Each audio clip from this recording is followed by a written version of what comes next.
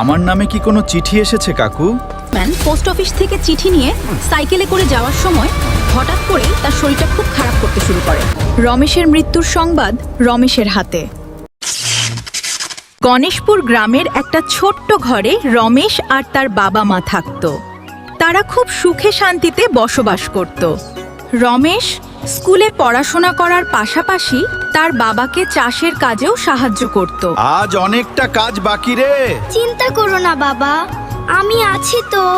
এইভাবেই রমেশ ছোট থেকে বড় হয়ে উঠল গ্রামের মধ্যেই। আমাকে বিদেশ যেতে হবে। বাবার স্বপ্ন আমি বিদেশে চাকরি করি। বাবার স্বপ্ন আমি পূরণ করবই। বাবা, আমি বিদেশে যাচ্ছি, চাকরি করব। সাবধানে যাস বাবা।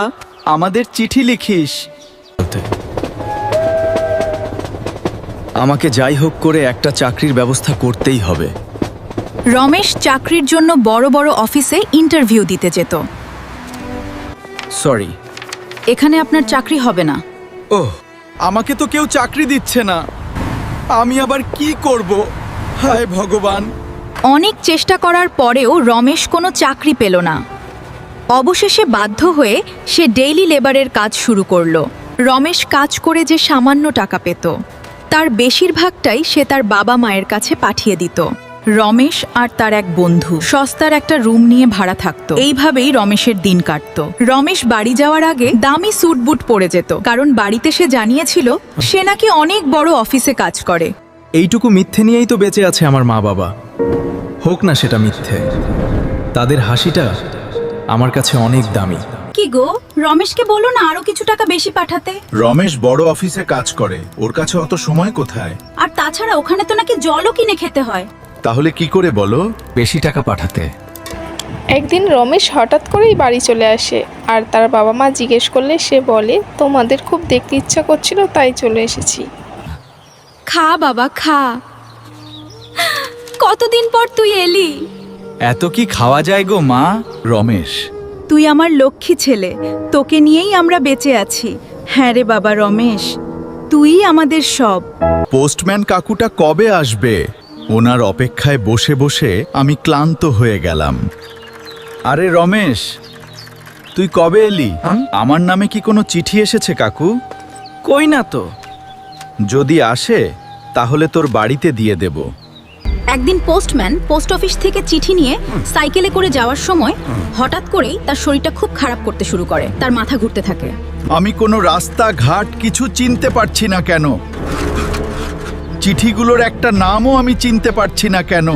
কেন এমন হচ্ছে? এরকম তো কোনোদিন হয়নি। কাকু, আপনি এখানে বসে আছেন কেন? আপনার কি কিছু হয়েছে? হ্যাঁ বাবা রমেশ, শরীরটা ভালো না। কাকু, আপনি চলুন আমার সাথে, আপনাকে বাড়ি পৌঁছে দিচ্ছি। এই চিঠিগুলো যে দেওয়া হলো না। আপনি চলুন কাকু।